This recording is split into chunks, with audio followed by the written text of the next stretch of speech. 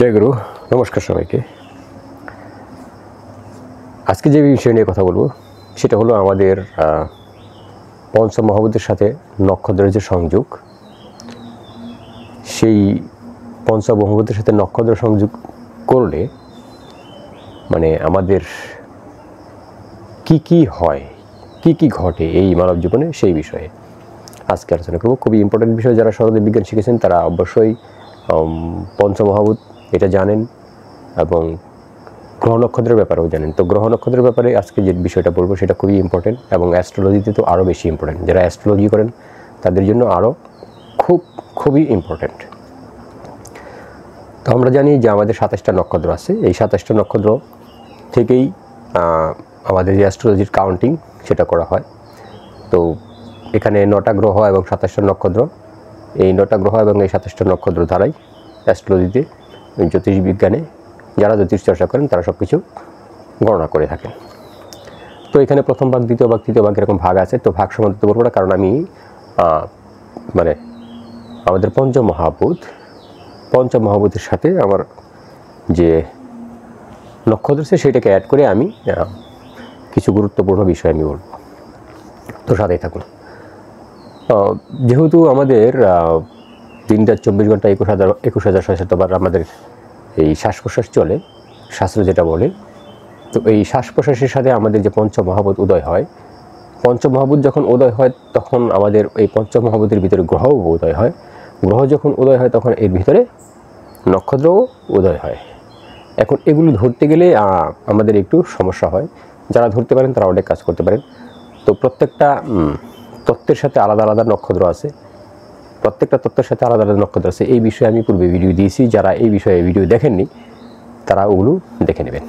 এখন এক্সাম্পল ধরেন আপনি 27টা নক্ষত্রের আপনি খুব ভালো করে বুঝে নিন। ধরেন আপনি 27টা নক্ষত্রের প্যাটার্ন আপনি জানেন, এদের স্বভাব মোটামুটি জানেন, কিংবা একটা নক্ষত্রের প্যাটার্নটি আপনি জানেন, একটা নক্ষত্রের প্যাটার্ন আপনি জানেন। যদি প্যাটার্ন না জানেন, যদি এদের স্বভাব আপনি না জানেন, তাহলে আপনি কিন্তু গুগল মামাকে জিজ্ঞেস করবেন, গুগল মামা বলে দেবে যে তাদের স্বভাবটা কী। তো আমরা পৃথিবীতে আসি, পৃথিবীতে যারা জন্মগ্রহণ করি, দেখবেন একই তত্ত্বে যদি কখনো দেখেন যে একই মানে তত্ত্বে জন্ম, ধরেন উভয় ব্যক্তি, আমিও জলতত্ত্বের জন্ম, আরেকজন ব্যক্তিও জলতত্ত্বের জন্ম, ঠিক আছে। তো আমিও ভাবনার শিকায় ধরেন জন্মগ্রহণ করেছি, ওই ব্যক্তিও ধরেন ভাবনার শিকায় জন্মগ্রহণ করেছে, ওনারও জলতত্ত্ব আমারও জলতত্ত্ব। তো স্বাভাবিকভাবেই স্বভাব এক হওয়ার কথা, কিন্তু তারপরেও এক হয় না। এটাই হচ্ছে মানে সবচেয়ে ইম্পর্টেন্ট বিষয়। তারপরেও এক হয় না, কারণ কি? কারণ তো অবশ্যই আছে। তো যাই হোক, এখানে আমি একটা কথা বলতে চাই। আমি সরোদয় বিজ্ঞান ডাইমেনশন এই নিয়ে ক্লাস করাচ্ছি এবং যন্ত্রের ক্লাসও শুরু হবে। তো যারা এই সরোদয় বিজ্ঞান ডাইমেনশন মানে চক্র সাধনা এবং যন্ত্র উইথ তন্ত্র ক্লাস করতে চান, লাইভ ক্লাস, তারা আমার ফেসবুক পেজে নক করতে পারেন। আমার ভিডিও ডেসক্রিপশনে আমার যাবতীয় লিঙ্ক দেওয়া থাকবে কন্ট্যাক্ট করার জন্য। সেখান থেকে কন্ট্যাক্ট করে আমার সাথে যোগাযোগ করে আপনারা এই লাইভ ক্লাসটা করতে পারেন। এটা যেগুলো আমি ইউটিউবে বলি না, সেগুলো এখানে পুঙ্খানুপুঙ্খভাবে বলি। তো ধরেন মূল টপিকে চলে যাচ্ছি। উভয়ের জলতত্ত্ব, আমারও জলতত্ত্ব, ওই ব্যক্তিরও জলতত্ত্ব। এরপরেও আমাদের স্বভাব এক নয়, কর্ম এক নয়। মানে কর্ম তো এক নয়, স্বভাব এক নয়, আমাদের চালচলনও আলাদা আলাদা হয়। কারণ কি? এইখানেই হয়েছে মূল খেলাটা। কারণ আমরা জানি সবসময় যে 27টা নক্ষত্র সেটা তার ক্রিয়া করতে থাকে, এই 27টা নক্ষত্র ক্রিয়া করতে থাকে। তো জলতত্ত্বে জন্ম হয়েছে ঠিকই, জলতত্ত্বের নক্ষত্র আছে, বেশ কিছু নক্ষত্র আছে। তো 27টা নক্ষত্র আমাদের পঞ্চমহাভূতে বিভক্ত করে দেওয়া আছে। এই বিষয়ে ভিডিও দিয়েছি, বলেছি। ধরেন এক্সাম্পল হিসাবে ধরে নিলাম জলতত্ত্বের 7টা নক্ষত্র, এক্সাম্পল হিসাবে ধরে নিলাম জলতত্ত্বের 7টা নক্ষত্র। তো খুব ভালো করে ডিপলি আপনি চিন্তা ভাবনা করে বুঝবেন যে বিষয়টা কি।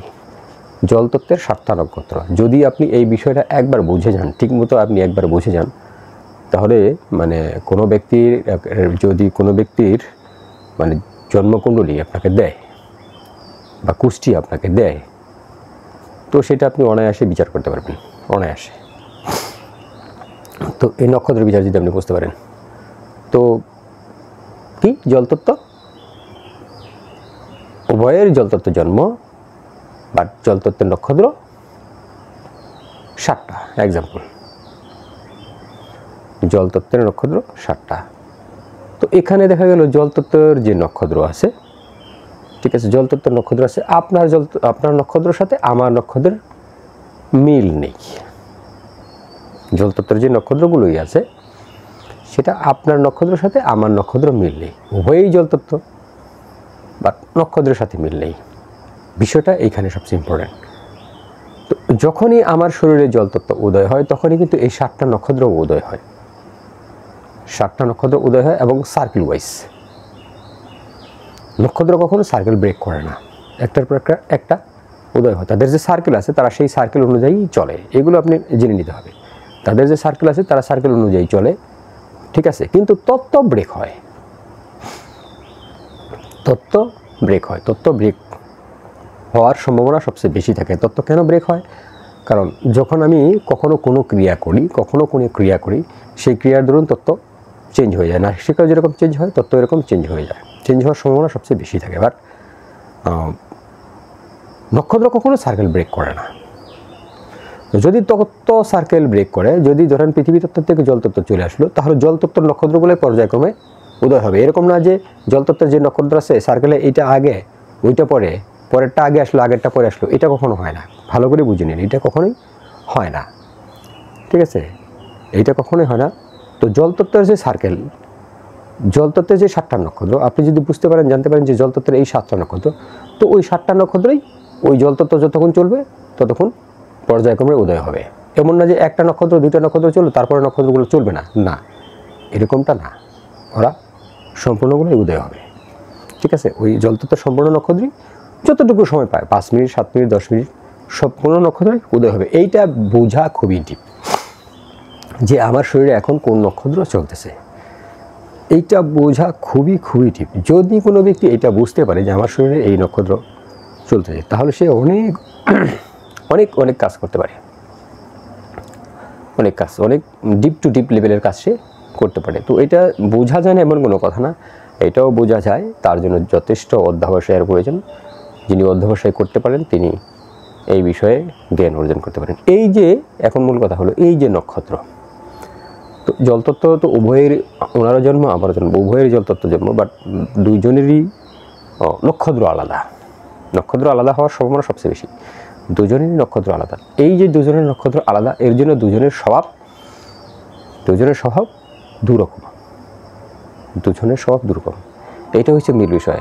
অনেক সময় এই বিষয়গুলো মনে করেন আমরা মানে যদি আমরা সাধারণ নর্মাল দম সাধনা বা কি বলে সরোদয় বিজ্ঞান ক্লাস করি বা বুঝি, তখন এই ডিপ বিষয়গুলো বুঝি না। তো এই ডিপ বিষয়টা হলো এই যে দুইজন ব্যক্তি, দুইটা নক্ষত্রের প্রভাব দুজনের শরীরে প্রভাবিত হলো, এর জন্য দুইটা ব্যক্তি একই রকম, একই নাসিকায়, একই তত্ত্বে, যদি একই দিনেও হয়ে থাকে, ঠিক আছে, যদি একই দিনেও হয়ে থাকে, যদি একই সময়েও হয়ে থাকে, ঠিক আছে, কিন্তু নক্ষত্রের যে বিচারটা, ঠিক আছে, সেই নক্ষত্রের প্রভাবটা তাদের উপরে পড়ে, ঠিক আছে, ভিন্ন ভিন্ন নক্ষত্রের ধরুন ভিন্ন ভিন্ন প্রভাব পড়ে। এখন বিষয় হলো যে নক্ষত্র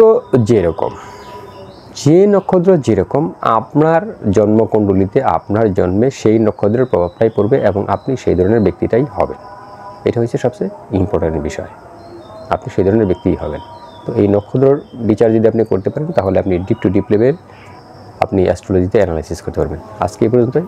জয়গুরু, নমস্কার সবাইকে।